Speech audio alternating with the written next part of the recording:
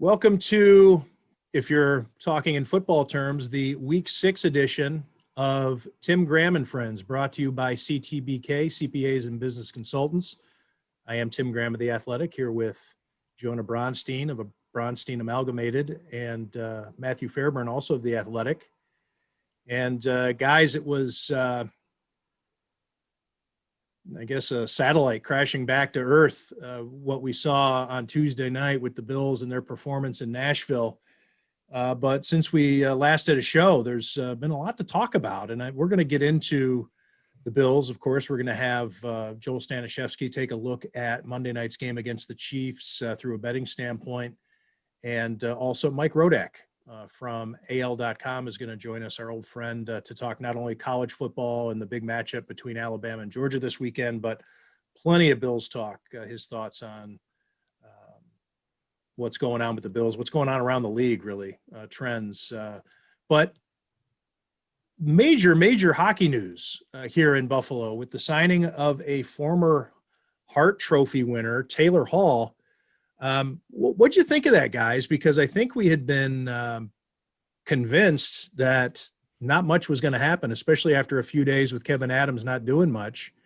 And then to sign one of the premier players in the league to a 1-year, $8 million contract. Yeah, we got lulled into thinking, all this talk about the Pagulas tightening the belt and being economical and efficient and, having this internal salary cap. And then, you almost thought there wouldn't be many big moves to be had. And to not only get him, but get him on, you would think a guy doing a 1-year deal, a guy of Taylor Hall's prominence would, do a 1-year deal somewhere, maybe with a contender, or usually you see those short-term deals with, teams that are ready to win. And I found it interesting that they're able to get him on a 1-year deal. Ralph Kruger seems to have played a major role in that, having coached Taylor Hall before. But I think it put a little bit of a jolt of optimism into Sabres fans, which was kind of nice to see. They've been it's been a dark place on the hockey Twitter corner of Buffalo sports. Of course, you can't have too many nice things in Buffalo sports. Taylor Hall signs, and 2 days later, the Bills lose. There's a balancing act that seems to happen in the universe. Yeah, you can't have two things going well at the same time. Matt, what kind of difference do you think Taylor Hall can make?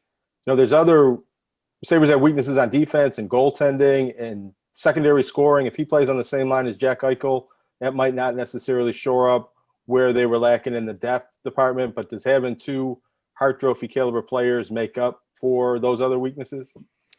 Yeah, I think so. I think it doesn't hurt, right? I mean, what seems to be the case with the Sabres for as long as I've been here and following them and watching them is that there's guys that are, playing a line too high. There's second liners that should be third liners and, on down the list. And I think this finally gives them a chance to put guys in roles that should work. Maybe you get even more out of Jack Eichel because you've got that top line firepower to go with them. I'm interested to see how it'll all work because they're both kind of those guys that like to carry the puck and drive the play themselves, and they're going to be playing together. But it's not a one move fix. I think they're a little more broken than that, but at the same time, you don't complain when a team that, the whole thing was do something, right? Like whatever's been going on is not working. This thing is a mess. And they go out and get arguably the best player on the market. So, yeah, they have some other needs elsewhere, but I think when, much like we see in a lot of other sports, when you've got the offense to kind of drive you, I think it helps. The cynic in me wonders if this was just an $8 million draft pick acquisition, because when you see that 1-year contract and the Sabres, as Jonah was just saying, they still have needs on defense and particularly in goal, that Taylor Hall, if things aren't working out and the Sabres aren't showing signs of being a playoff team, gets traded at the deadline. So he's kind of comes into Buffalo as a rental until further notice, until he's willing to sign an extension.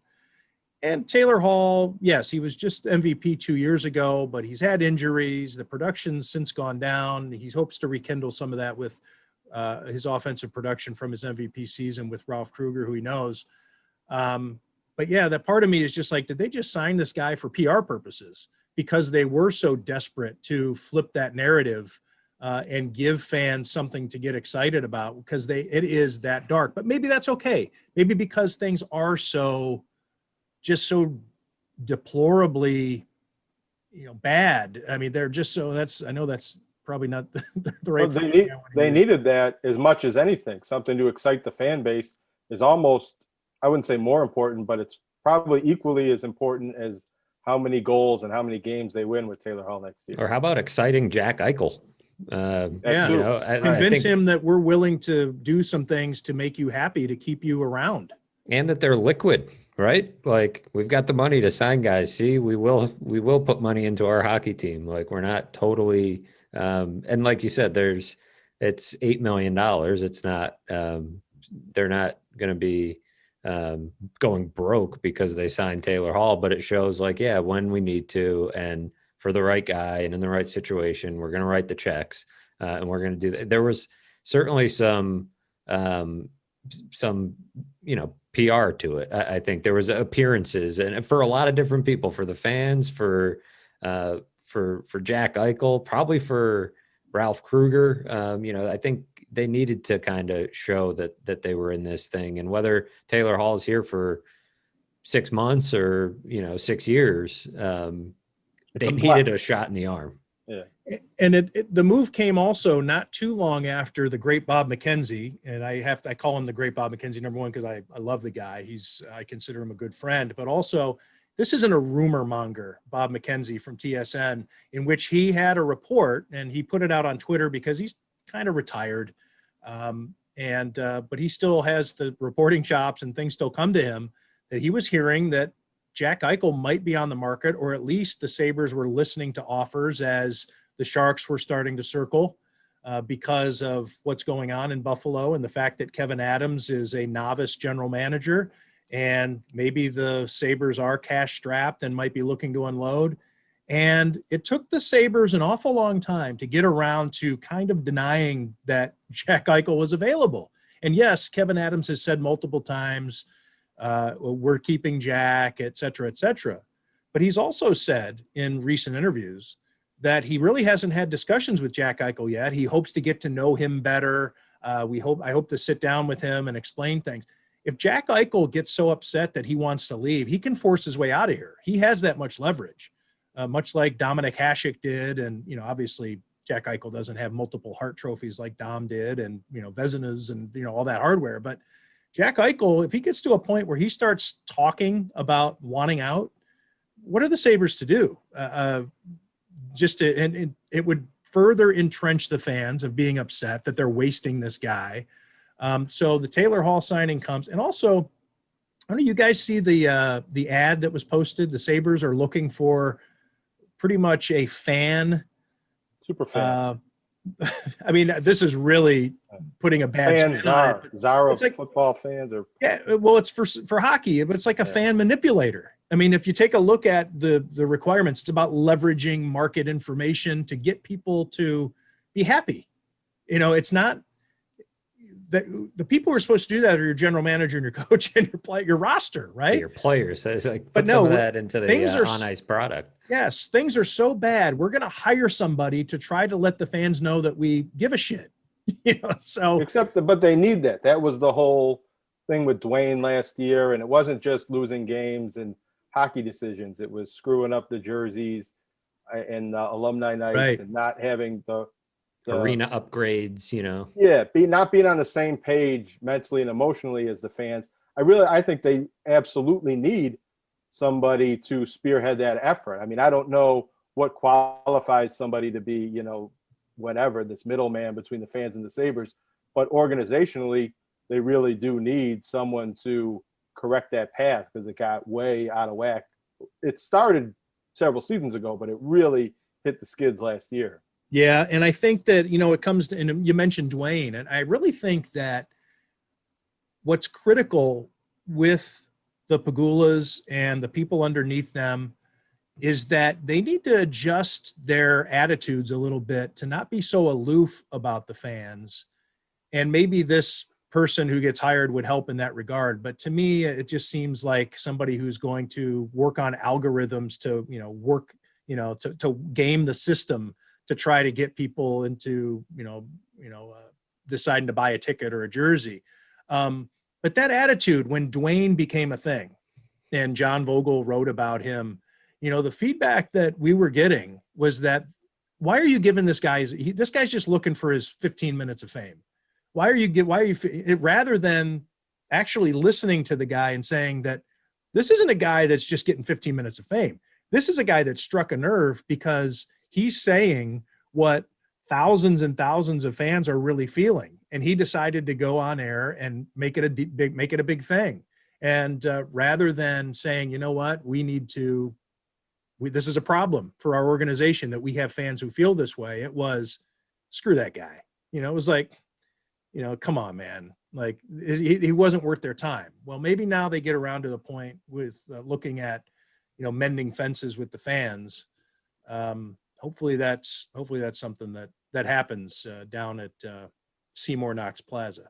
Here's a question for both of you guys. Do you think we're 7 months since the last time we saw the Sabres play a hockey game, right? And it'll be a couple months longer, at least, probably January. So that's, 10, 11 months since we'll see a Sabres hockey game. Do you think that is a good thing for the Pagulas and what we're talking about, kind of this fan relationship? Or is it button, maybe? Yeah, could it be one of those things where it's like, hey, we needed a break, and then the Sabres come back and the fans are like, all right, they got Taylor Hall, Jack's still awesome, we missed hockey, like that break was really refreshing, like let's get back in there and see what this team's about? Or will it be like, man, we went 10 months without hockey and that was pretty great? But they'll be coming back.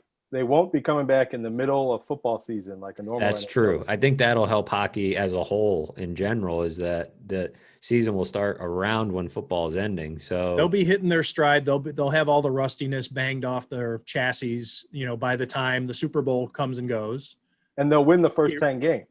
It's really just a matter of whether they can. That is their move. After the 10-game winning streak. That is their signature move, is their famous trick. But they script the first 10 games, all wins. It's like there could be like an out of sight, out of mind deal where it's like, man, my life's been noticeably less stressful without watching the Sabres. Maybe I won't go back to games. Like, maybe I won't tune in and care so much about this team. But I think we know sports fans around here well enough to know that what Jonah's talking about, a quick 4-game winning streak to start the season, will be all it takes to rope some people back in. All it really took is this Taylor Hall signing, I think. Yeah, I think you're right. Jonah's the only one of us three who's lived here his entire life. I've been here since 2000s, and I've covered both hockey and football. But I don't know what you guys think. And Matt, maybe, first impressions, or, as an outsider, you may, you have some valuable insight on here too. But, the idea, I think that Bills fans seem to be able to come and go a little more easily. Maybe it's because there's one game a week. Maybe because there's only 16 games and you get a good idea as to what your team is about, and you can detach yourself and, come in and out and not live and die with it.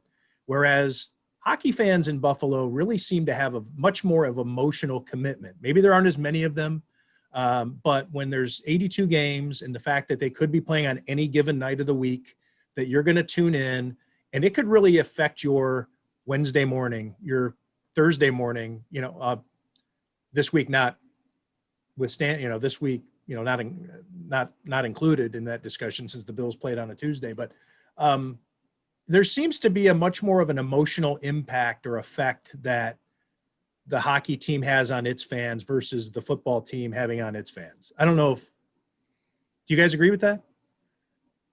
Well, I don't know, because people get pretty depressed on a Monday after the Bills lose on Sunday. But they seem to shake it off. Like, for instance, you see, like the Twitter, like you see Sabres Twitter is, as Matt said, such a dark place. I don't think that Bills Twitter ever got that dark. Even I think what's I don't know. interesting, I think to your point, Tim, I was trying to kind of think while you were talking about. So was I. That.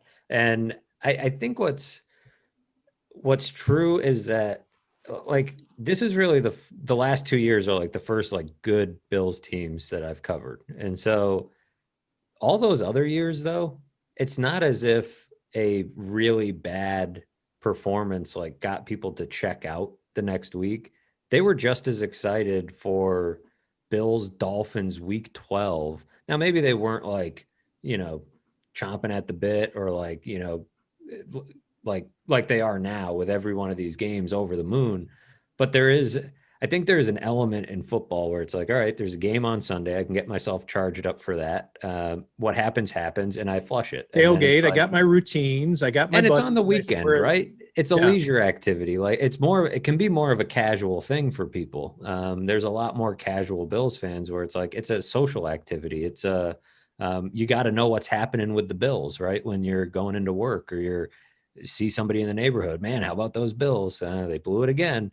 But with hockey, you really do have to, I feel like there's a sense that you have to be committed in some way to keep up with the ebbs and flows of what's going on. And then there's also, it's not as if it's a football game is a little bit longer than a hockey game, but not by much. And you're watching 82 of them as a hockey fan, like, and it's a Wednesday night and they're playing at 9 o'clock and you stay up till midnight and they suck again. And you wake up early for work and there starts to be a sense of like, what am I doing here? Whereas even if the Bills aren't good, it's a once a week thing and you're sitting at a party, you had your beers, and it's a Sunday. Your fantasy team, exactly. You got to enjoy. You're that. relaxing on a Sunday. Oh, they're 4-6. Well, I'll do yard work and sort of half watch the game. There's none of that with hockey. I mean, you don't. You're just not turning it on at that point. Is probably what happens if they're. Yeah, I think there needs to be. You need to have your team show that they value your emotional commitment. Your emotional, financial, all the commitment, the different various forms of commitment. You need to play to the diehards. You need to play to the diehards if you're running a hockey team. I think that could be a disconnect for the Pagulas in some ways. Think about football. You don't have to do that. You flip the switch, you turn the lights on. Absolutely not. There's such little effort involved, but there's also just like, it's all low hanging fruit. You see how they promote the team, right? It's like, oh, like you could throw out any tweet about Josh Allen, any corny graphic, any corny saying, and throw it on a t-shirt and people are just lapping it up. But like hockey, I feel like you can't just be lazy about it. You got to cater to the most passionate, because those are the ones that you can count on, and you don't have as many.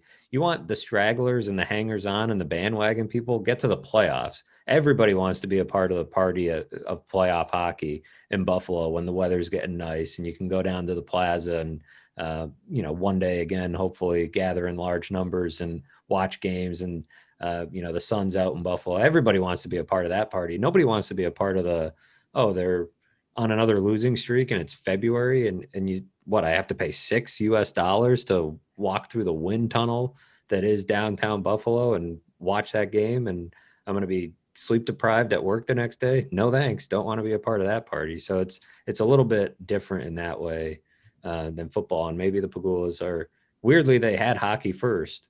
So they should understand that. But because like you said, football, they came in and it's like, here, flip the lights on. And, wow, this is easy. This thing is making me a lot of money. Like that's just an NFL team. You don't have to be a genius to figure that out.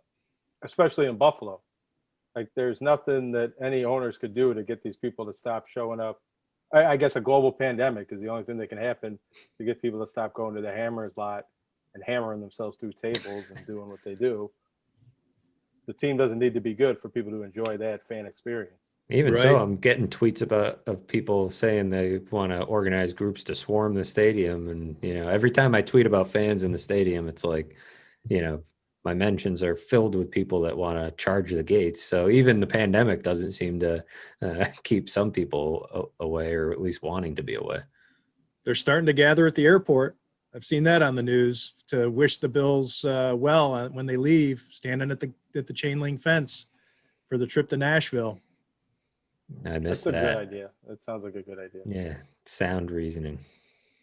Well, all right, guys. So we got a loaded show, and maybe the hosts are loaded too. You don't know. But want to thank everybody for tuning in to another episode. You get to watch Mike Rodak talk some college football and also the Bills. You can listen to that. And Joel Staniszewski is going to give us his thoughts on the Bills and Chiefs on Monday night. Bills right now, as this is being recorded, 4.5-point underdogs with a total of about 57 in some places. So that's been a big shift because the Bills opened as 3-point underdogs and with a total of 55. So people think that the Chiefs are going to win and they're going to win big. I want to remind you that Tim Graham and Friends is brought to you by Shampoo Travis, Besaw, and Kirshner, the leading accounting firm with a growing team of accountants and business consultants with roots in Amherst. CTBK pairs every project with a focus on human connection between its team and the client. For assurance, accounting, taxes, litigation support, and advice on acquisition and mergers, CTBK is available and ready to solve any issue your business faces. For a consultation or to request a quote, call 716-630-2400. Again, that's 716-630-2400. Shampoo Travis, Besaw, and Kirshner, a quarter century of proven accounting and business excellence for Western New York and beyond.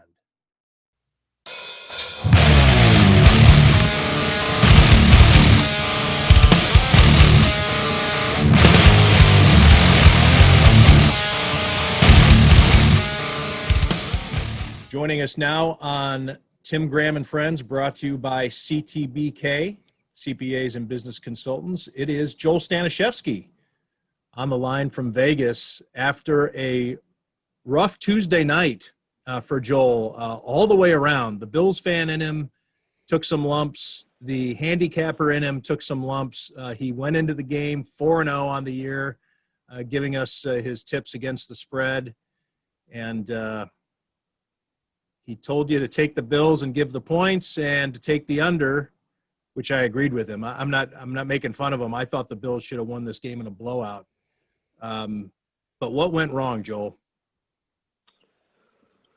Yeah, from a betting standpoint, I looked at the numbers. I looked at a bunch of different metrics that I get before picking a game, picking a side, and picking a total. And everything that I looked at told me to play Titans and over. And I just didn't like it. I just felt the Bills were going to be a better team. I thought the numbers weren't going to reflect the issues that the Titans would have, that I thought they would have with a bunch of players out. I knew that we were going to be without Tre'Davious White and Matt Milano, and I thought that was going to hurt us, but I didn't think it was going to hurt us as much as it did. And with the Titans being a run-first team and the Titans having a bad run defense, I thought that it was going to be a lot of running the ball, which is going to lead towards an under bet. But when you fumble or when you have an interception in your inside your 30 at the beginning of the game, you have a fumble at the inside of the 20 at the end of the game, and you have another turnover that leads to inside the 20, which led to another score. Without those turnovers, that game is a stone cold under. And without the Bills playing the worst game that they've played so far this year, this game should have been Bills and under. But again, how the game plays out is a big thing when it comes to betting and being a fan and watching. Is you can't go there and look at what should have happened or what they shouldn't have done, and if they didn't do this then type of mentality. But you know, if we're looking at the numbers, if you're looking at the numbers and you're looking at the stats, you're looking at the game as a whole, and you take away the turnovers, I feel that the Bills would have been a better team and would have won that game had they not played so poorly and had the turnovers that they did have. Joel, what did the data say heading into the game? You had mentioned that you maybe factored in too much of the intangibles. Yeah, it basically was, I was looking at a couple different sites that rate the teams, and it had the Bills rated 8, and it had the Titans rated 5. It had them. I looked at a bunch of I can't even think of the word right now. Simulation sites. There you go. And a majority of them had the Titans winning. And I just thought that the numbers and the data couldn't factor in the emotional loss and the lack of practice and 13 or whatever it was players being out, even though they weren't major contributors. 2 of them were starting receivers that were out, so they only had one legitimate starting receiver playing, and it just so happens he was just destroying us all over the field, and we weren't making the proper adjustments. We saw, although Stefan Diggs had a really good game, we saw that they were doubling him up a lot and giving him the underneath routes. This is something that we should have started doing and doubling up and focusing on that player instead of, focusing on the run. And we didn't even stop that well. I mean, in the long run, yes, we did have a good run defense, but that's because they were throwing all over us. They didn't need to run as much as they normally did. Joel, as a bettor, maybe not as a handicapper or as a prognosticator on Tim Graham and friends, but as a bettor, what is your approach typically to a game like last week where you have the line didn't come out until really late, and there are so many things that you just don't know? What do you notice about, I guess, how much action is typically on a game like that, and what the danger is in even touching it at all, given the weird factors that you mentioned? I think for the most part, when you see a game where you have so many question marks in terms of when it's going to be played, if it's going to be played, who's going to be playing, who's not going to be playing, especially when those players in the past or in the future are like really key players. Quarterback, you don't know if they're going to play or not. You normally stay away from it. But a game like this, a single game on a single day, it's still going to get tons of action. Just like a Sunday night game, a Monday night game, a Thursday night game, you're going to get a lot of action because that's the main thing that you have to bet on. So you have people who've lost all weekend long trying to chase money. You got people who have won all weekend long playing with house money. So you get tons of action on single games like that, regardless of the question that are in place. So Joel, interesting numbers this week. The Chiefs open as 3-point favorites already at 4.5. It looks like the total 55 has gone up at least 2 points, maybe 2.5 points, depending on where you get it. What are your initial thoughts on Chiefs at Bills Monday night, and how the numbers have fluctuated? Obviously, not a lot of betting faith in the Bills right now. Yeah, when the rest of the world doesn't pay so much attention to the Bills, they're not going to overreact like they did this week. When you see the Bills get blown out by a team that everyone thinks they should have beat and could have beat, and you see the mistakes, and you go back to, oh, well, that's what Josh Allen does. That's why he only had 50% completion rate in college. He makes mistakes, and he did. I mean, that second interception was a huge mental error. And you could see the team as a whole, when you watched that game, like, they were not mentally in that game. You could even see the look on Josh Allen's face when he would go out on the field. Like, he looked like he was nervous, like he didn't want to make another mistake. And he wasn't efficient. He wasn't as sure of himself as he was in previous games. And that comes with making mistakes. When you're throwing great and you're getting completions and you're getting touchdowns, he's going to have that little extra swagger where he's going to just feel like he can make every throw. But when you have that little bit of hesitation because of early turnovers and being behind, you can really tell that. I don't know if I really answered your question. Well, this was, I don't know either, but it did. It brings up a point too, that the Bills through those first 4 games really had a luxury of playing with early leads. And we saw the stats that they had the NFL high in terms of playing with the lead versus an NFL low amount of time while behind.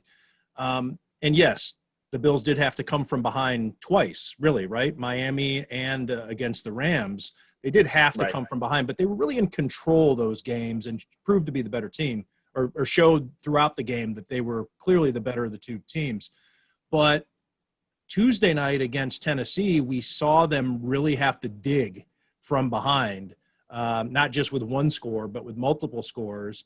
I don't want to say that they folded, but it really does make that big a difference. And we're learning about the Bills somewhat. This is just one example, really, but can they play from a couple scores down? And that's where the old Josh Allen that everybody's been nervous about, it really makes you nervous, because you have to take a chance. You have to score fast, or at least the team has it in their minds that they try to score. You know, we need to press, and then maybe things unravel. Yeah, and we saw no urgency when they came down and scored that touchdown. There was zero urgency. They weren't running hurry up. They weren't calling two plays at a time. They were just taking their sweet time. And when they were down by 3 scores, they scored a touchdown. There was still 10 minutes left, but you have to get the ball back twice in order to do that. And I mean, from a Josh Allen standpoint, he played a pretty poor game compared to what he has been playing. Andre Roberts had probably the worst game as a Bill by far. Josh Norman did not have a good game. Tyler Kroft did not have a good game. Dawson Knox did not have a good game. Stephon Diggs, yeah, he had 100 yards, but he also had a couple of drops that he shouldn't have had. And without John Brown in the lineup, I think that really affected their ability to throw, and it affected their ability to score quickly and move the ball quickly. So how do you bounce back after going 0 for 2 with your picks on Tuesday? What do you like on Monday night? Yeah, so both teams are coming off of a loss that they should have won. The Chiefs lost, but not as badly as the Bills, so they're both in rebound mode. I think they're both going to come out and play the way that they have been prior to last week's game. My initial reaction when I saw the line was to say bet the Chiefs, but that was probably still me being angry at the Bills for playing so badly. And I want to say that it was like halftime, and I realized I didn't have my Josh Allen jersey on. And I was like, oh my God, I blew this game. We are here. You are a handicapper. You're supposed to be looking purely at the numbers, but we could have anybody like that on the show. We have you on because you're a Bills fan, but these things will happen.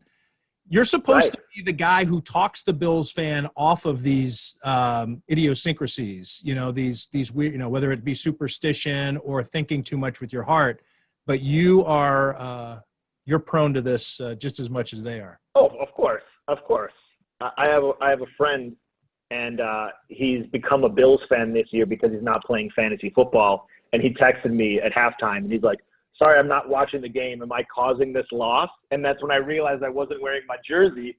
And I was like, oh my God, like between him and I, we just blew this game for the Bills from a fan standpoint. But as I was kind of answering your previous question, I feel like the betting has been affected by the Bills' performance on Tuesday. And the line is moving up for the total, and the line is moving from 3 to 4.5 on the Chiefs. Now, I thought 2.5, 3 was the right number on this game, but the way that it's moving, it's gone, in my opinion, too far.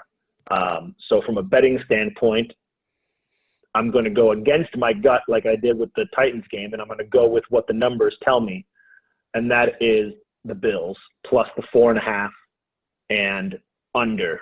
But I would also maybe think about waiting to bet because just from earlier today until right now, it went from 3.5 and 4 to 4.5 everywhere, and from 57 to 57.5 everywhere. So you're getting a majority of the bets from what I am seeing, 71% of the bets are coming in on Kansas City. I don't know exactly where they're getting all these numbers from, but when you look at this, I mean, it's when the public's all betting on a side, the smart move is to go to the other side, and the numbers are telling me to also go to the other side. So I'm going to say the Bills plus the 4.5, and I'm going to say under 57.5. That really Numbers does and seem the fan to say- is. I'm sorry, Matt, I was cutting you The off. numbers and the fan are aligned this time, which is nice for Joel. He doesn't have to. He doesn't. Well, he can go at against first, his like gut, I and that's a said, good thing. At first, I was thinking the Chiefs. I was like, oh, Chiefs, Buffalo can't play any defense. They can't stop Ryan Tannehill. But again, it's week to week. You have to, as a player, they always say you got to put this in your rearview mirror and move on. And as a Bills fan, you got to do the same thing, because you can't expect the Bills to go 16-0. You could want them to go 16-0, but they're not going to. No one's going to. And you have to expect there's going to be losses. And if you're a Chiefs fan, you're just as nervous about this game as you are as a Bills fan. Neither team wants to lose 2 in a row. Neither team can afford to lose 2 in a row. Right. With the way, though, that the Bills have been putting up points, and the Chiefs being the Chiefs, I think that a lot of people wouldn't even look at the number. They just want to say over. The casual bettor would just say, I don't know what the number is, I'm going over. Yes. But 57.5, I mean, teams have been – the Bills, I think, went into last game averaging over 30 points. The Chiefs, you can expect them to score 30. So that adds up to 60 right there. Why the under? Yeah, so when you look at both of their scores, you're looking at 30.5 versus 29.8. My thought of it is that one of these, it's going to be close. I'm not saying, if someone told me to bet the over and I'm thinking under, like 57.5 is probably right on where I would think. If it was 55, I would probably think play the over. Since it's gone up 2.5 points and looks like it would continue to, at this point I would lean towards the under, but not as hard as I would lean towards the Bills, at least right now. Got it. Well, Joel, thanks. I hope you have a quick recovery here on the as the Bills keep calling. Or at least they did Tuesday night. They kept calling it a short week. It's really 6 days. It's not. I don't know how short that really is. And I will want to say, and the one excuse or pushback that you've gotten from Bills fans about why the team lost on Tuesday. Well, they were preparing for 2 teams. And yes, I think there's some validity to that, but that means they should have extra prep then for the Chiefs, right? If they were really torn heading into that Titans game, then ergo, they have extra practice and preparation for the Chiefs. Let's hope so. All right. Joel Staniszewski on the line from Vegas. Thanks for joining us on Tim Graham and Friends, brought to you by CTBK. Thanks, guys.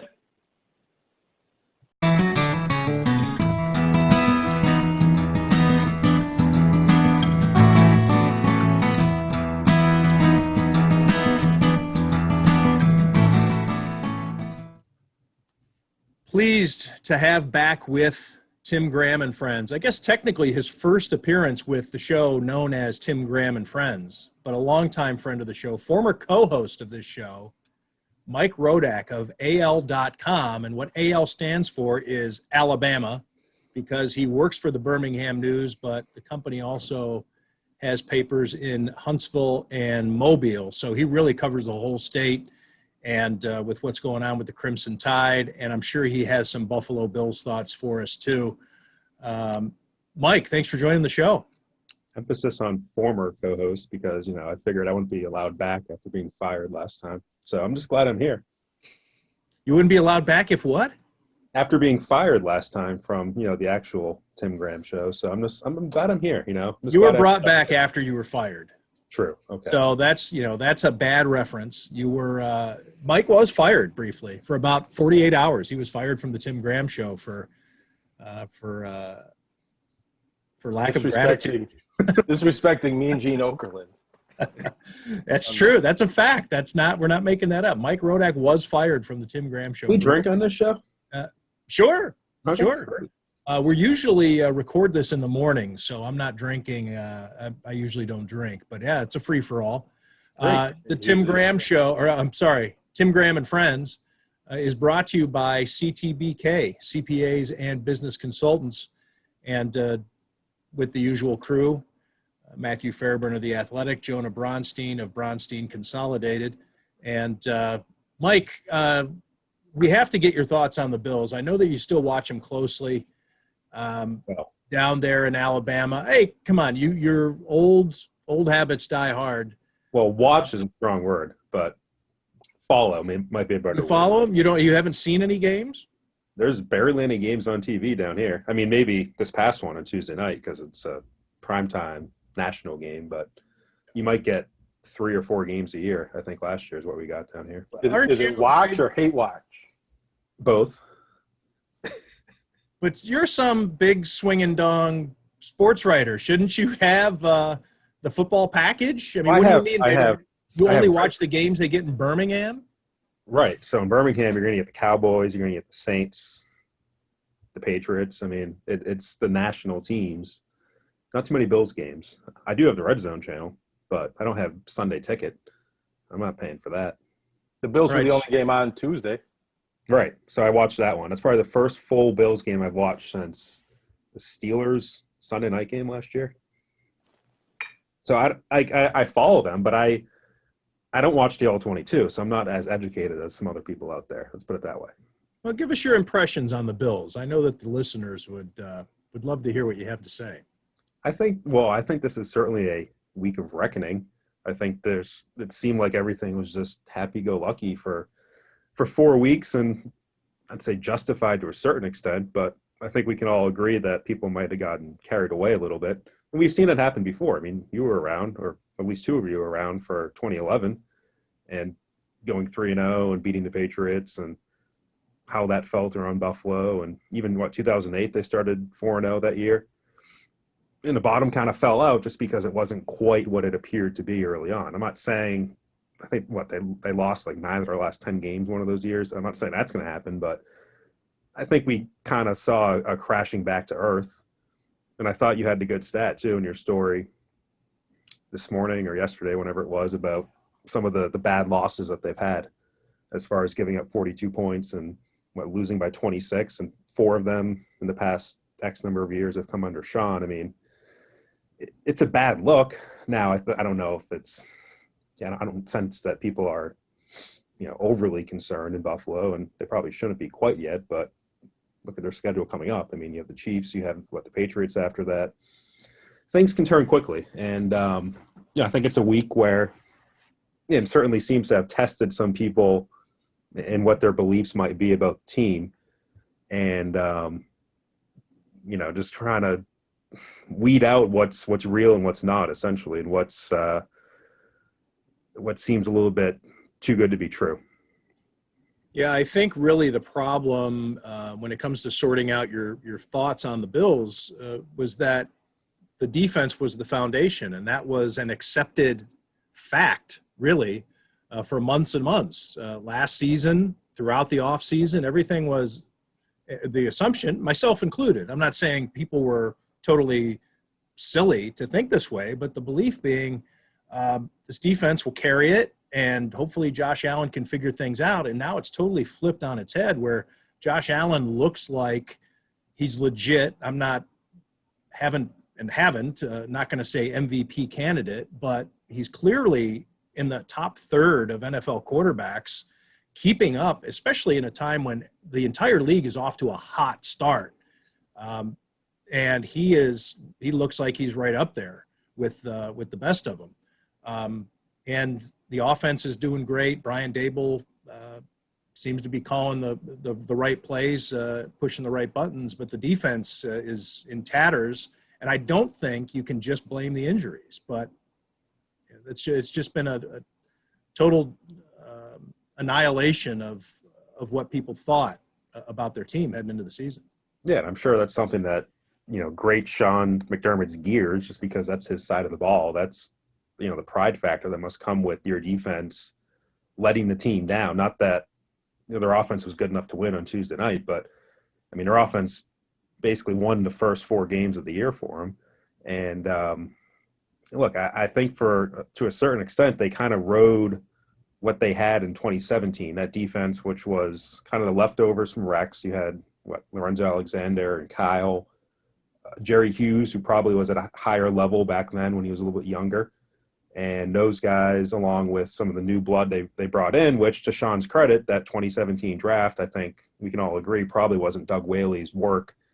And at least in terms of the picks they made, and it's a different discussion about the trade that they made, but in picking Tre'Davious White and Matt Milano, especially in the 5th round, and then bringing in the 2 safeties they did that offseason in free agency, that was the core of that defense, I think, that was talked about the last couple of years. And they really haven't been able to backfill, after losing Lorenzo.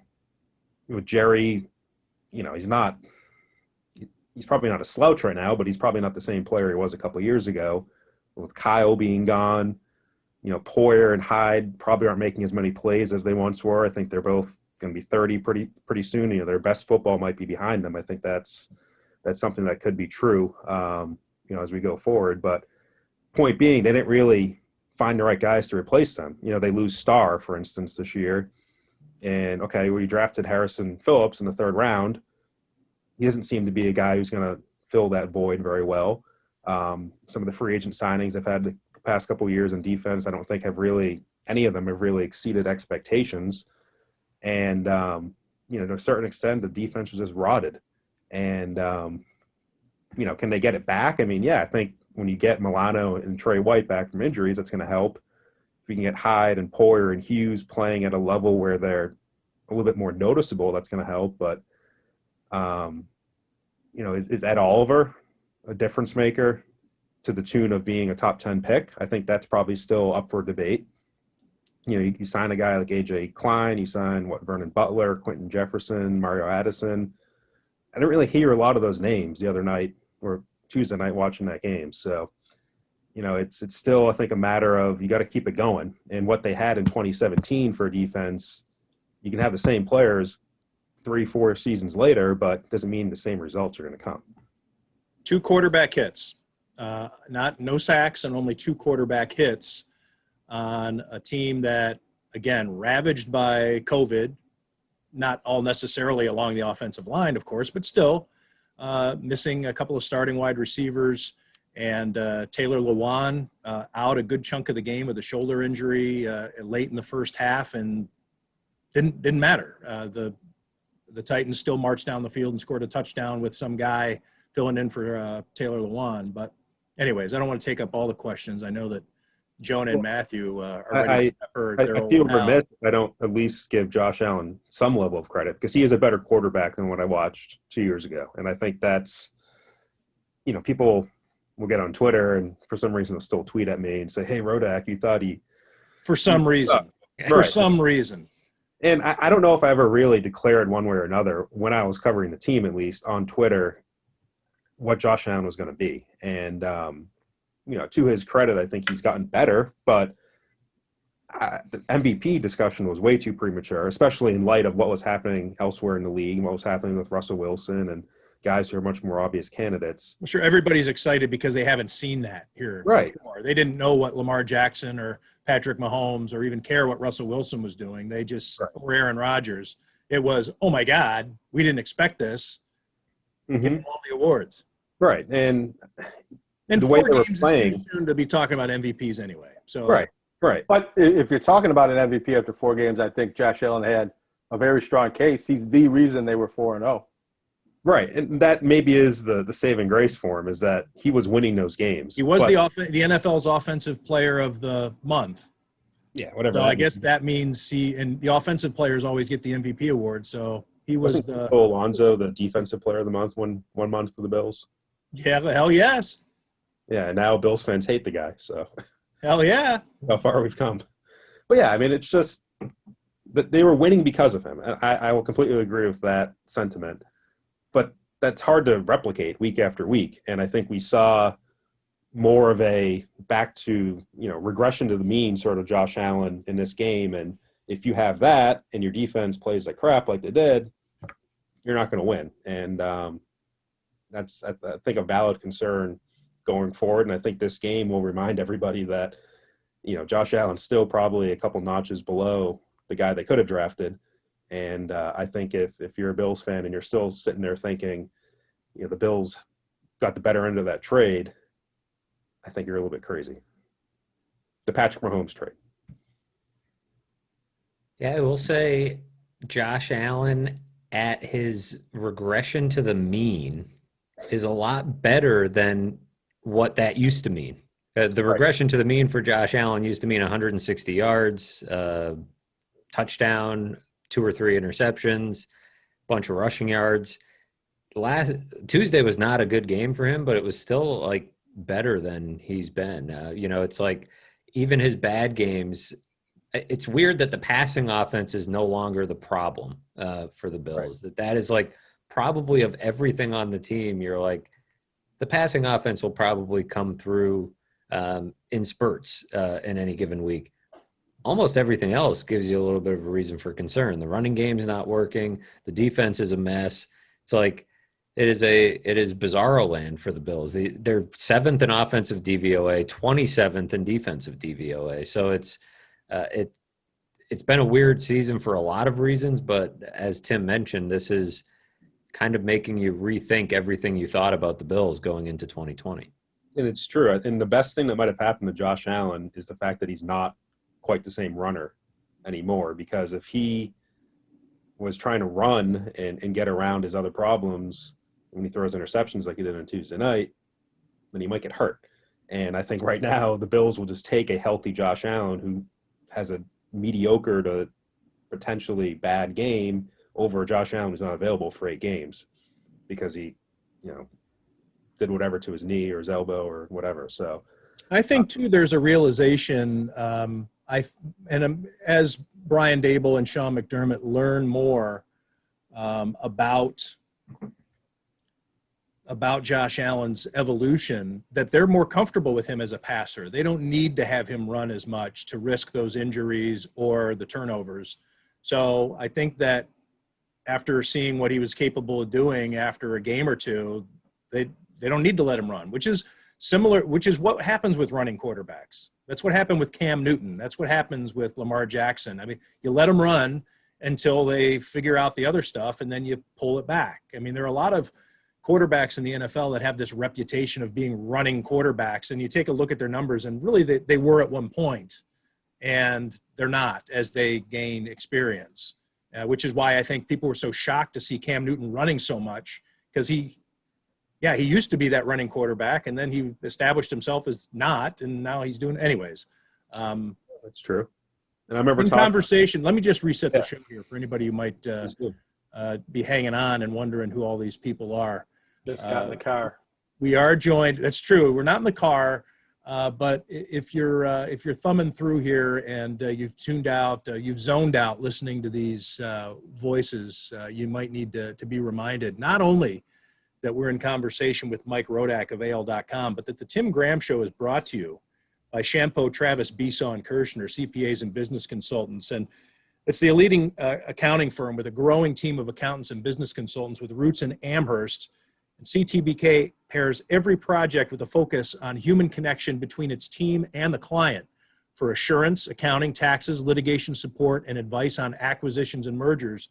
CTBK is available and ready to solve any issue your business faces. For a consultation or to request a quote, call 716-630-2400. Again, that's 716-630-2400. CTBK, over a quarter century of proven accounting and business excellence for Western New York and beyond. Mike, how much different has it been now that you've been doing it for a couple of years, covering college football? And I say that, loosely, knowing that it's barely college football. You are pretty much covering professional football because it is bigger than just college football. But anyway, what's the dynamic like down there, covering Nick Saban and one of the most storied franchises in college history? Well, I'm barely actually covering it in the sense that I'm there with my notepad and my laptop packing away in a press box. I haven't been to Tuscaloosa, the city of, in 7 months. The last time I was in Tuscaloosa was the very last basketball game of last season. So we went all fall camp. The first couple games of this season, I haven't been there at all. And, that's obviously a symptom of 2020. That's not typical, but it doesn't really feel like I've been covering them because I've seen them once in person. I've seen the Alabama football team once since New Year's Day, and that was last weekend when I was in Mississippi. So I'm covering 3 games this year. It's a situation where the school is only allowing 1 person per outlet in the press box, and we have 3 regular writers who cover our team. So it's a rotation basically. So out of 10 games, I'm covering 3. And but with that said, I'd imagine that last Saturday night, there's a lot of people tuned into that game. That was a ridiculous game. It's probably it has to be the highest scoring game I've ever covered, football-wise, 63-48 that Alabama won against Ole Miss. And yeah, I mean, you're totally right. It's a NFL-type program. And we have a situation this week when Nick Saban tests positive and he has a Zoom call Wednesday night. I think there was 97 people on the Zoom call. Whoa. Yeah, I can't remember, and not that we did Zoom calls for the Bills, but I don't think there was ever a press conference where there was even close to that many people. Maybe Well, let's ask Matt. Matt, do you have any idea what it's for people who are familiar enough with Zoom, it's about a page and a half on a gallery. Whatever, if you page over, I don't know how many people are max out on a gallery. What are we talking, maybe 30? Yeah, I think Most? I'm thinking the most I've ever seen. Occasionally I'll, hit the participants and you can see the number. And I'm trying to remember which one it might have been, but I want to say we had in the 40 range, but that was like an off, occurrence. It was maybe one of the end of camp type ones where, there was a lot of eyeballs on it, or something like that. But yeah, 97. I mean, hey, I don't think the Bills are going to do anything that will be as newsworthy as Nick Saban getting COVID. Right. In all fairness, like that is top 5, top 3 most recognizable football coach in the country getting Let's do COVID. the equivalent. If Sean McDermott had COVID, there still wouldn't be. No, it would be a 97. thing. It would be a thing, But it wouldn't be like this. But it wouldn't even be on the same level as like Sean Payton or Doug Peterson getting COVID. And even those felt like blips on the radar in some ways. Sean Payton less so because it was early on, but Nick Saban, I think where he's located geographically plays a part in it. The fact that it's a week or 2 after the president got it, and then it's a few weeks before the election, and it's in the throes of college football season, and he might not be at the game in person. All those Well, and you have programs shutting down, and I think people concerned about college football being able to finish the season, and I think that people also, correct me if I'm wrong, Mike. I mean, we're sitting here, we're talking around you as though you're not here, but if that Saban having it is like college football having it. It's not just the Alabama coach. This is maybe, I guess Ed Orgeron, similar situation. There are very few people that's like, oh my God, this could impact all of college football. right. This isn't Fox, Kent State's coach getting it. Fox News This was is Kent one of State's the, former coach. Yeah, you're right. It is Kent State's Yeah. coach. Well, Fox News is one of the participants in the Zoom call last night, and I would assume that they ran the video on air, or I don't know, maybe they took it live. I don't know. I don't watch Fox News, but you can imagine. Chris Wallace, Yeah, he's probably at some debate or whatever. Clay Travis. Right, but that it's just fuel for that whole debate. It's almost as if Saban's a proxy for the national argument that goes on about COVID, and you have people down here saying Saban wore a mask all the time, and that proves that masks aren't effective, and Saban says he's fine, he doesn't have any symptoms, so that proves that this is just the flu and we shouldn't care about it. So it just kind of stirs all these arguments that were taking place outside of football until now, and now you have someone like Saban who has it, and just kind of it gives everybody a punching bag almost to kind of go at it with one another. So yeah, I mean, it's a big story. It's 3 days before the biggest game of the year too. I think that kind of adds to it when you have Georgia coming into town on Saturday. It's Georgia doesn't play Alabama that often because of the divisional alignment. And, it's, I think, the first time in 7 years that they've played in the regular season. And you have the number 2, number 3 team in the country. And you have Saban now, who probably can't be at the game, although he just had his radio show here on Thursday night as we talk. And he's still holding out hope that maybe it's a false positive and he could be at the game. And he's also kind of railing against the, the NCAA rule that prohibits any sort of technology from entering the game. So basically, in his mind, he had the idea that he could be at home on a Zoom call talking to players in the locker room or on the phone talking to Steve Sarkisian, the offensive coordinator, is going to be running the game on the sideline. He can't do that. There's rules against that, and he seems upset, as you might imagine, that he can't do that. So it's going to be interesting. I mean, he's already talking about, why don't we change the rule, et cetera. It's a lot of stuff, I think, that makes people outside of Alabama kind of roll their eyes at Saban, or even the idea, and he floated this tonight, of being at the game in the stadium somewhere, but being alone in isolation in some room and then having his headset on. Well, who was the coach that did it from his hospital bed last year? That was Hugh Freeze. Hugh Freeze, right. Right.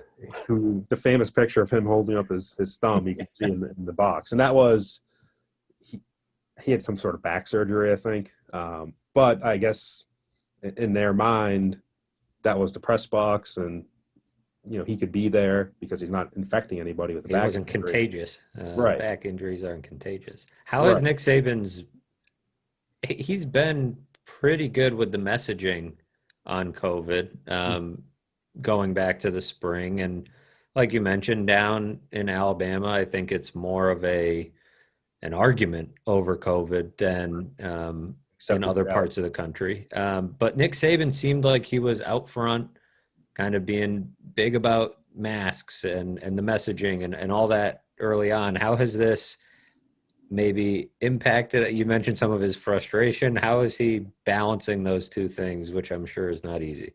Well, he was happy, I would say, last night when we were talking to him just about how smoothly it went, because he learned about it at 1 p.m. yesterday, and they had a practice that started, I think, 2:30, 3 o'clock.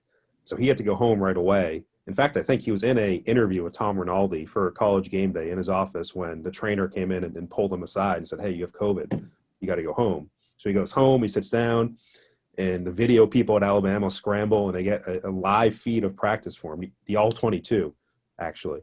And, so Saban was actually giddy that he could watch the All-22 during practice. He said, it's a wide angle. I can see everything that's going on. I can grade all the players in real time. And he had a manager, like a student manager on the phone during practice, so he could tell them, run the play again and yell at them or whatever. So he was kind of in his glory, and he was talking last night about how smoothly it was and how nothing's really changed. He can do everything from home. But then he said, I'm not quite sure about the rules for Saturday. We got to look into that for the game. And then it was actually Alex Scarborough at ESPN, who covers Alabama and the SEC, late last night, who dug up this document that the NCAA had from this offseason that interpreted the rules in light of COVID, and basically said if you have a quarantine coach, they can't communicate at all. You got to be at home in isolation. You can't talk to anybody. So then Saban finds that out today, and then you could tell tonight when he had his radio show that he was just furious about it, because it kind of screwed with all of his plans that he had for this game, and being in Steve Sarkisian's ear and running the game from afar, and the reasoning that he gave was that I don't want you guys to criticize Sark if something goes wrong in the game and he made the decision because he's acting alone without my input. It's not fair to criticize him. So I want to be the one that stands in front and takes the blame if anything goes wrong. Well, Mike, hopefully I'm not putting you too much on the spot with this question. I know that that's a college thing, but you also have so many different nuanced perspectives on many things. But I think hopefully I'm not putting you on the spot here, but your wife is in the medical community. She's in hospitals all the time. Yep. Do you have any personal insights? The three of us, and I think most people don't have somebody in their lives who does have. What is she dealing with, and how does that, I guess, color your your outlook on the world in general and having to deal with all these different protocols. Yeah, I mean, she hasn't dealt with it a whole lot. I mean, there was a spike in Alabama this summer. I want to say probably in June, July, August, somewhere around there, where like her hospital is dealing with a large number of it. But at the same time, she's not in respiratory care. She's not in emergency care. So it's not as if like she's seeing those patients directly. It only really comes into play, and she's an OBGYN, if there's a surgery that she has to do. And there wasn't actually the case here where the night before she was expecting to get up at 5 a.m. and got a call at 7 p.m. the night before saying her patient tested positive and surgery can't happen. So, you know, from a practical standpoint, I think that's tough. Just, you know, logistically, everyday life can get disrupted. I think for us, I mean, we have a 18-month-old, and if he has a fever, like he had one a couple weeks ago, he has an ear infection. Well, they don't know. Is it COVID? Is it not? You have to bring him to the doctor. Just by the virtue of him being at the doctor with a fever, they have to test him for COVID. And then the test, in our case, I think it took almost 24 hours to come back. And during that time, we're supposed to quarantine because we don't know if he has it or not. So, you know, I think that's probably the closest we have actually been to it in our everyday lives. I don't know if it, you know, affects us that much, but do the Rodaks view everything that's going on in terms of safety measures, protocols? Is it overboard? Are people taking it? You know, I think the way, I think the way it's been handled is good. I think it seems like we've kind of gotten to a point, not just as a state here, but as a nation, where we've almost got back to our everyday lives, but wearing a mask and with these certain protocols in place. I think, you know, we've kind of run the spectrum where for a couple months there we had the shutdowns and nothing was happening. And I think even people in the medical community probably realized that was too much. And I think that it's fair to say, you know, we probably share that opinion, but I don't think there's any problem with wearing a mask. I mean, Mallory's done it every single day of her career in medicine, and it obviously is there for a reason. When you're in a hospital, when you're performing a surgery, which she does, you know, on a multiple times a week basis. So for people who I think question that, I think that's a little silly. Now, is it the end all be all? No, I think it's clearly people who wear masks all the time still get COVID. But I think if you're not doing that, at least it's, you know, I think there's some lack of respect or lack of just trying to do the right thing for not only yourself, but other people around you. Mike, what did you make? Were you surprised to learn today when Nate Oates said that he tested positive for COVID in July? And reading what you wrote about that, it seemed, my interpretation, it seemed a very kind of nonchalant admission. Yeah. Like, oh, you know, I had the flu. Right. Yeah. I mean, he didn't really bring, like, this was the second time we've talked to him since the summer. And the first time he didn't bring it up, I don't think anybody asked any specific COVID questions, maybe more about the players. But even this one today, I mean, it was probably 4 or 5 questions in when finally I asked, like, hey, like, you might have heard that Nick Saban and Greg Byrne, EAD, tested positive yesterday. Like, how does that affect you? And as I was kind of asking the question on Zoom, of course, you can kind of see people's reaction, and Nate was kind of laughing to himself. And, you know, when that happens, he's thinking of something. And he just sort of said, he's like, yeah, you know, she's like, shoot, I had COVID this summer. Like, and he just kind of laughed it off and said he didn't really have any symptoms. And to him, it wasn't really a big deal. And he just kind of moved on with his life, which, you know, I think is the stats probably back up that part of it, that most people who get it are going to be fine. And I'm sure Nick Saban will be fine. And, you know, obviously NFL players who have gotten it seem to have been fine, but it's still that the outside chance of a bad case. You know, Eduardo Rodriguez with the Red Sox, who still, I think I read this week, he still can't even walk on a treadmill because of myocarditis. I mean, that's obviously a more serious incident. So, you know, Nate obviously has to be a little bit careful, I think, and just not trying to make too much light of it.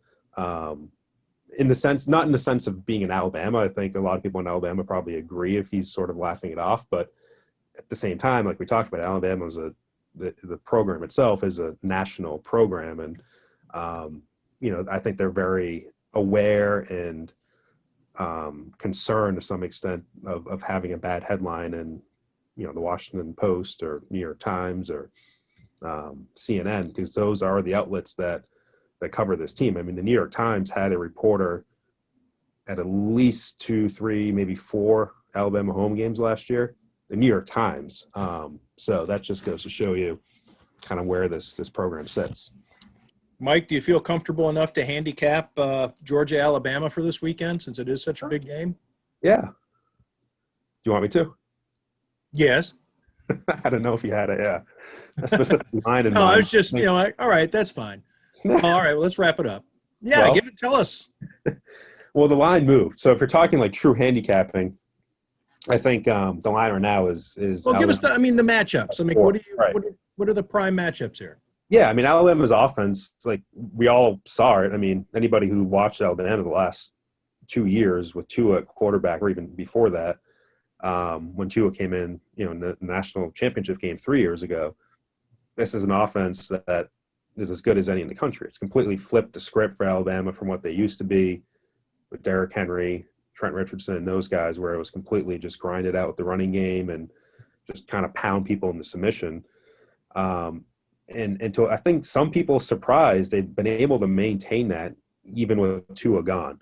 And so it's Mac Jones, who's their quarterback. He wasn't the highest, recruited guy out of Jacksonville. I think a 4-star recruit, borderline 3-star, like 400th in the country. And I mean, he's turned himself into a top 3 Heisman candidate right now. I mean, Kyle Trask at Florida, obviously Trevor Lawrence, Justin Fields, once he starts playing, we'll have to see. But Max right there, his passer rating is the best in the country right now. He looks the part. I mean, the stats are right there with what they've done with Tua.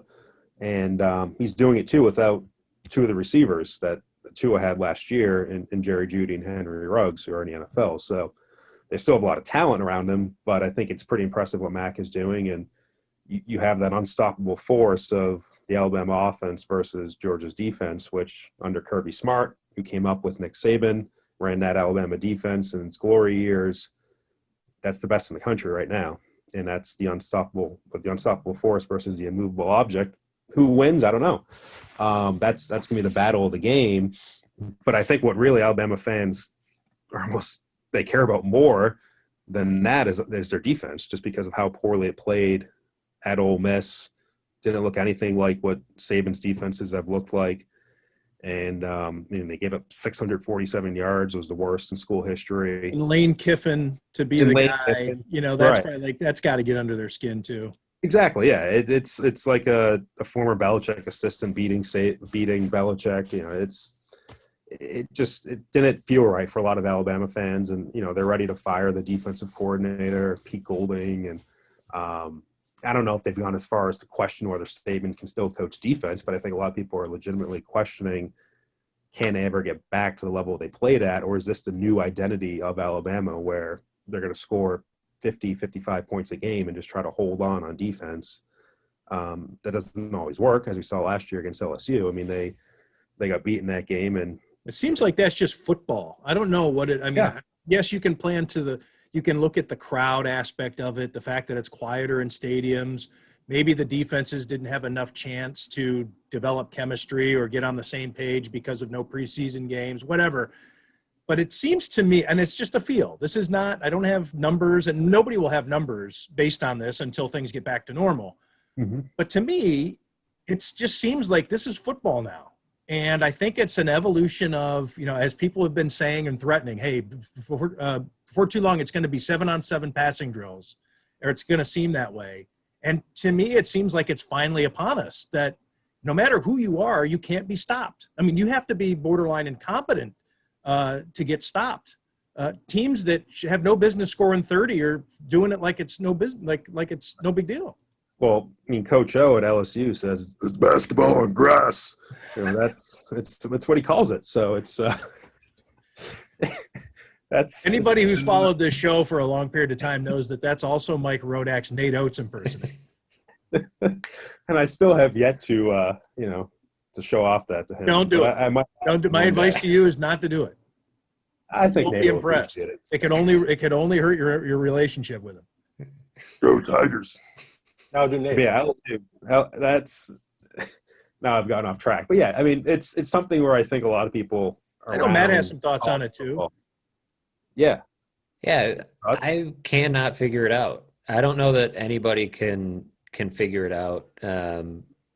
Asking defensive players, asking defensive coaches. I think, like you said, Tim, nobody will really know until they get back to what football used to be like with crowds and everything else before they can be like, oh, this is what we were missing. Like, oh, we needed 3 weeks of training camp or a couple of preseason games, or man, like now that there's a crowd, now I remember what I was missing, because nobody seems to be able to put their finger on it right now. And it's Receivers are wide open all over the place. yeah, there's the other factor too, and this is more NFL than college, but it probably trickles down like everything does, is the officials are calling games in a certain way, where there's not as much holding, there's not as much of these offensive penalties. They're being more ticky-tack with the pass interference. Like you said, it feels like we got sped up into the future because of what happened. I know sometimes you would read those columns, media columns, roundtables of like, what will the NFL look like in 50 years? And people are like, there will be no fans. Everybody will watch from home and games will be 70-60. And I'm like, They'll play in an airplane hangar. Right now, there'll be virtual reality all over the place. And it's like, well, I feel like we're living in the future a little bit. There are no fans. I don't know if that's 100% the future, but people are getting comfortable with watching these games at home, and people like when points are scored.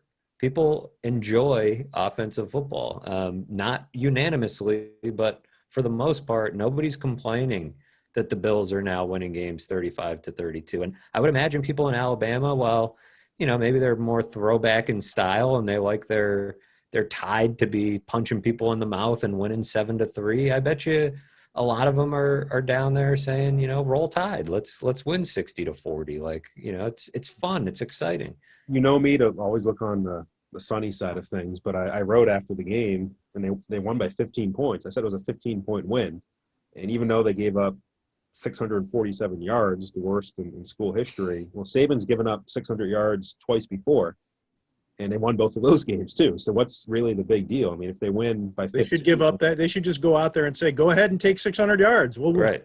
Yeah. Spot them 600. The data says we're undefeated when that happened. Talk about handicapping a game. Yeah. I mean, Saban talks, this is a question too that's come up on the college level, because it's actually fairly entertaining. The SEC coaches conference call every week on Wednesday, where they run through all 14 coaches in the span of 2 or 3 hours, and it's a question where you have somebody asking every single coach, what do you think of the offensive football right now in the conference or in college football in general? And it's something that's, I think, coaches see too. Saban likes to talk a lot about the rules, where you can block downfield as offensive linemen more in college than you can in the NFL.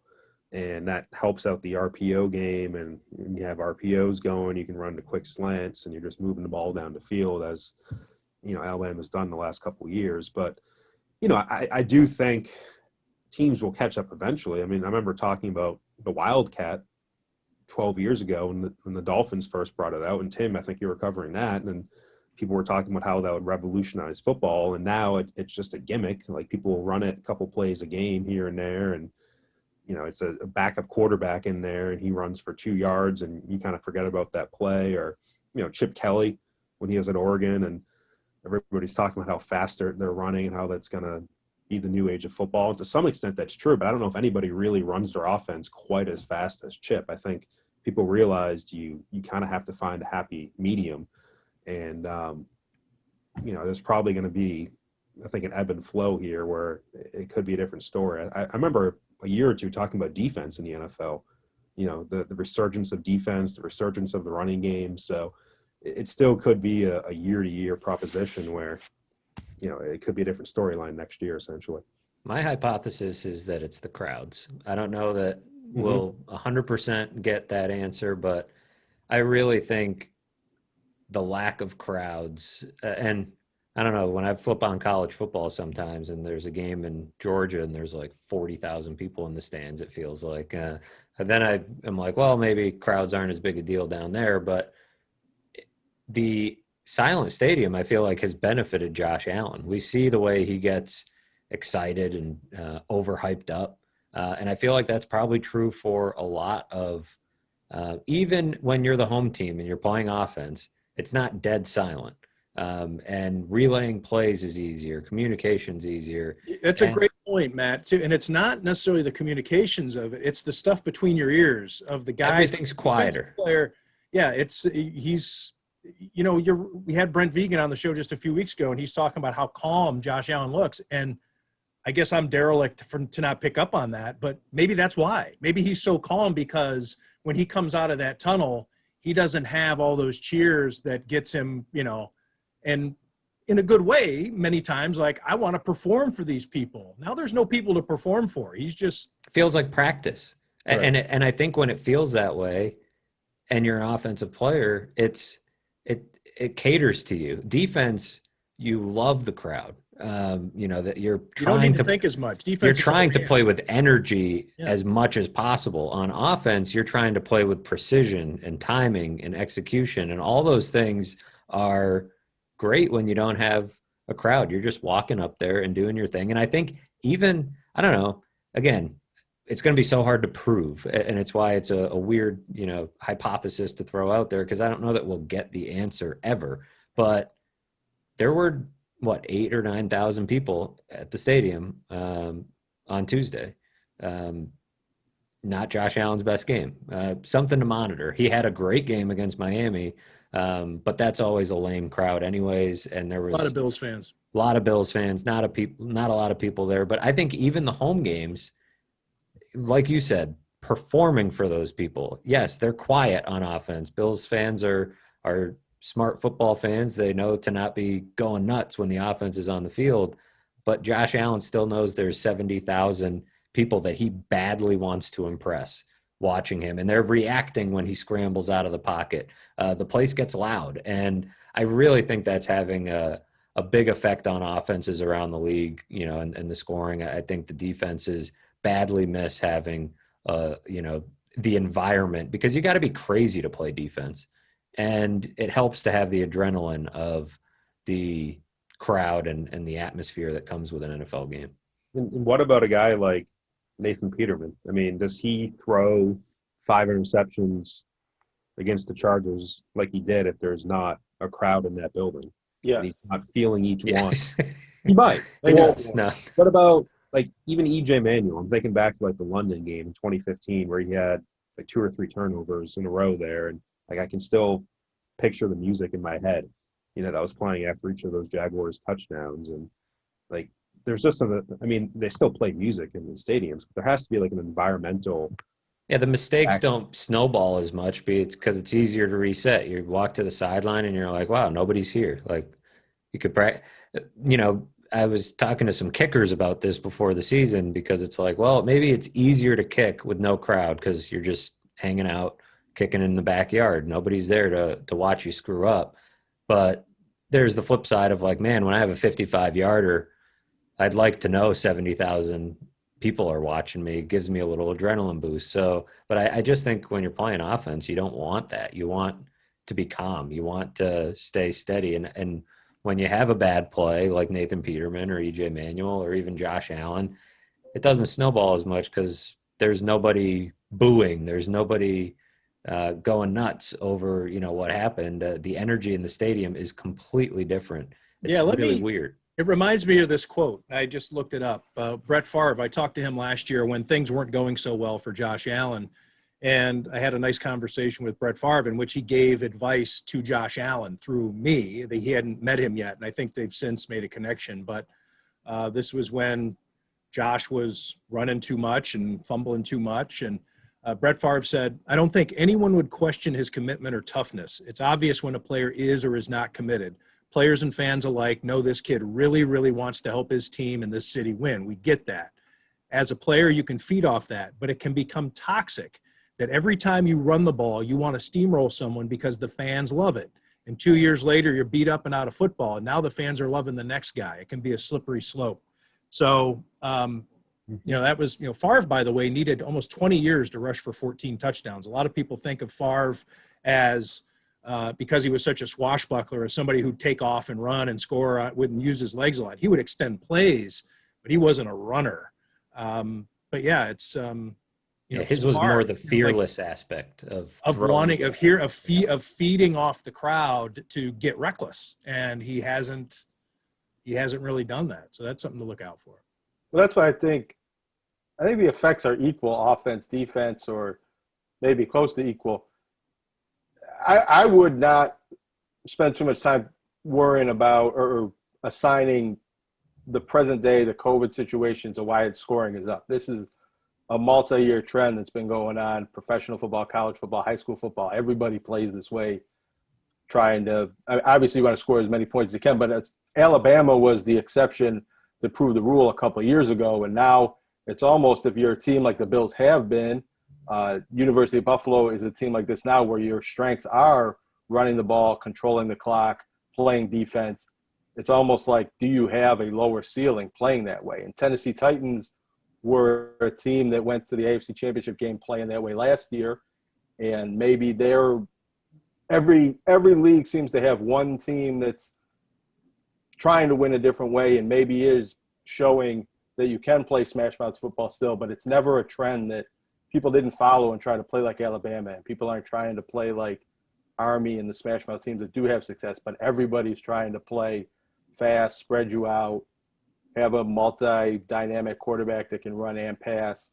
It's almost like the analytics in baseball and basketball. That just seems to maybe not been proven, but theorized that that's the best way to play, the optimal way to play football now at all levels. I think that, yeah, it's coaches deciding maybe they were too uneasy about it or felt that it was not a legitimate brand of football to rely on officiating to help you with the passing game because of interference. It used to be the old Woody Hayes saying, I only run the ball because when you throw, 3 things can happen and 2 of them are bad. Well, there's a lot of good things that can happen now when you throw the ball, even if you don't complete the pass, because of contact rules or interference. So you can't, there's all kinds of things that can go in your favor, or the quarterback can run now, play breaks down. And so, yeah, I think that, it's interesting to see that, that the run game and it takes a guy like Derrick Henry, who's just a freak, to be established as like a no doubt running back. It's like, of course, Derrick Henry, you're going to want to give him the ball, but even against the Bills the other night, it was, he averaged 3 yards a carry, and the Bills still lost by 26.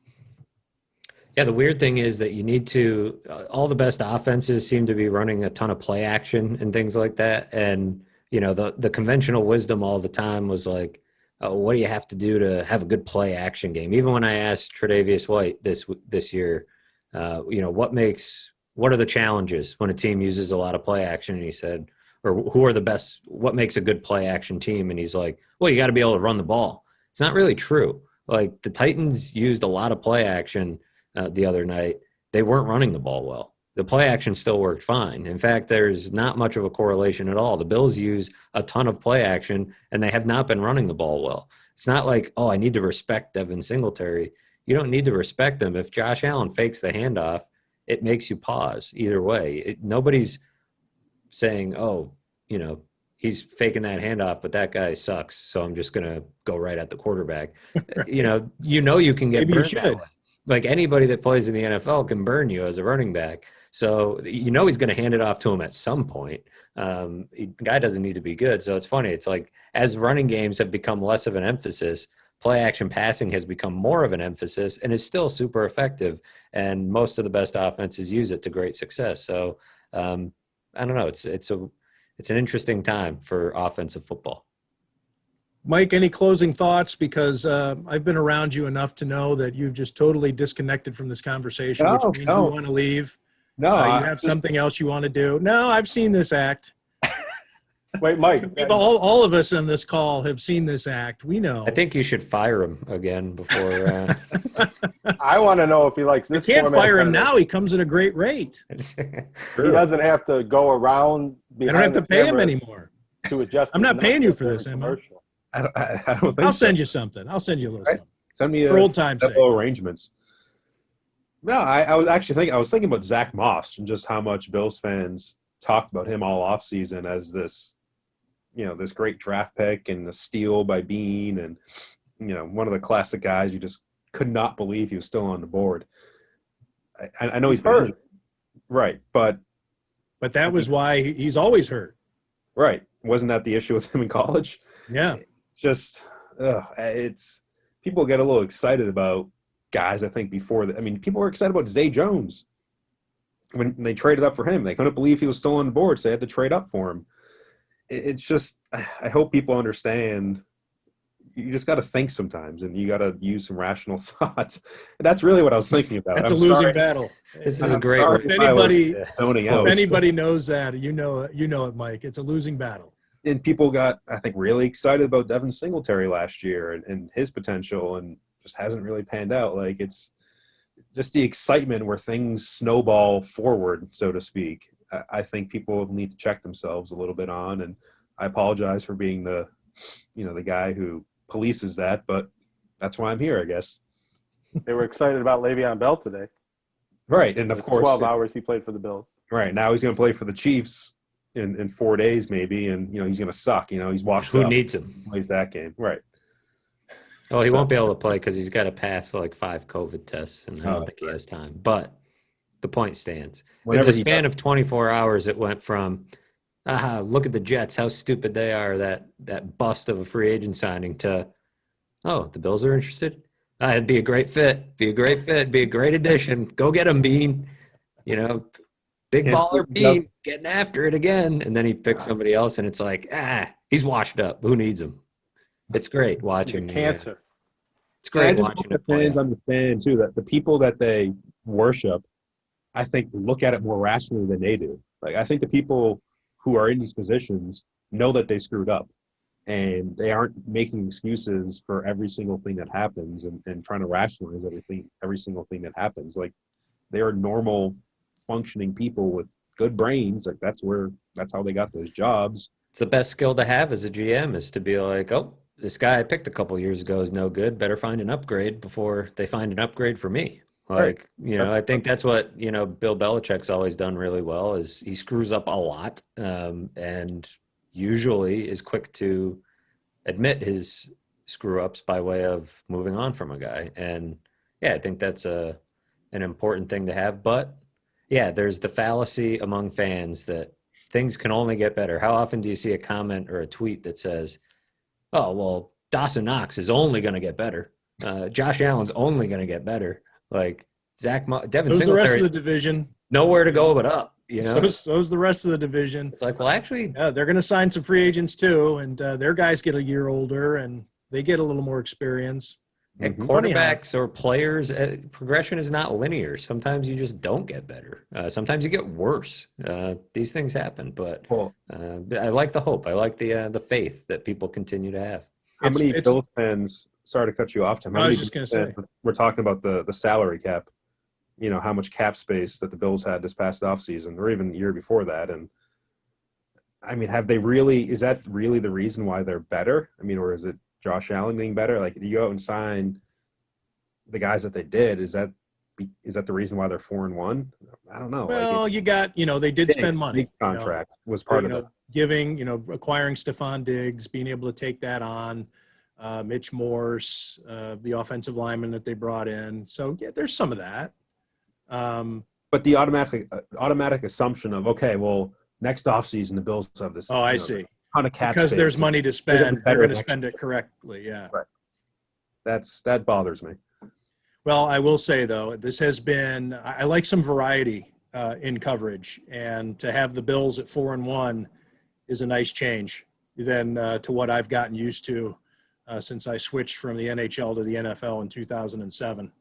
And thank God I switched off the Sabres to give the NFL a try, or else I would have left the business.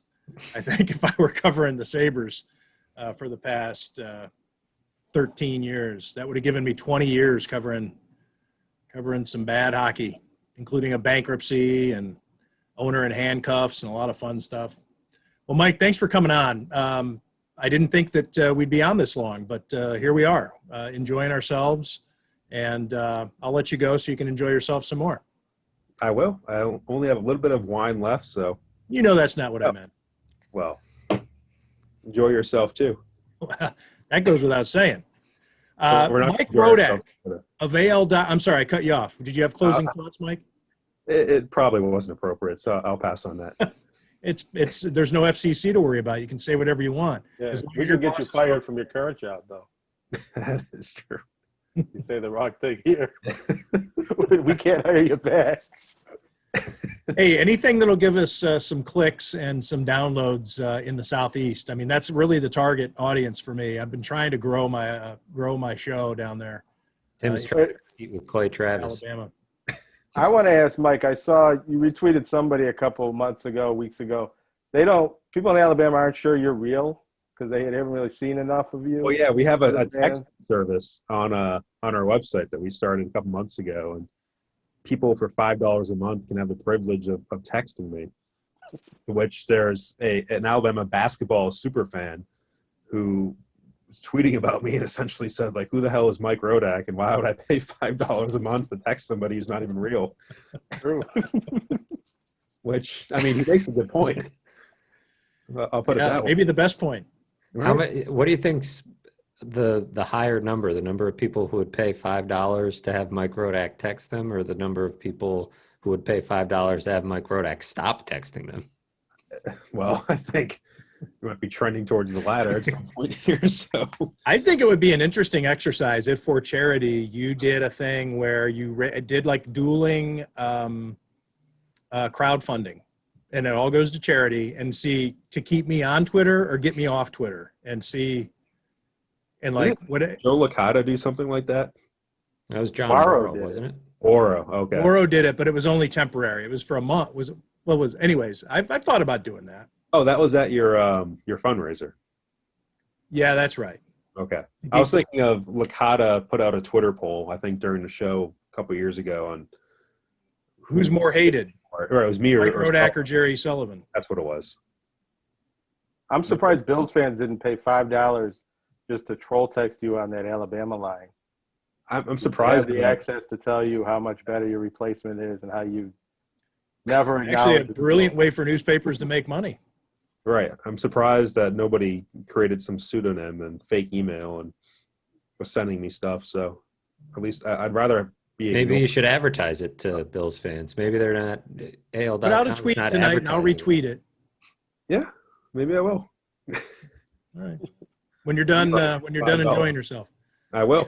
Hey, thanks for doing this, Mike. It's always great to visit with you. Hopefully, under regular circumstances, we'll be able to get together under the same roof and enjoy a beer again. And I That's can the meet this baby of yours. I'll do that before I have my beer, though. You don't want. I don't know. Yeah, I don't know if the baby will be will be indulging, but I might decide it's time to play a game of catch. okay. If you say, "Hey, you want to hold Harry?" I'll be like, "Yeah, come on, let's play some catch." All right. All right. I'll plan on it. All right. Good deal. Mike Rodak from AL.com here on TGAF, brought to you by CTBK, CPAs, and BCs. Let's make it all initials. Mike, great to have you.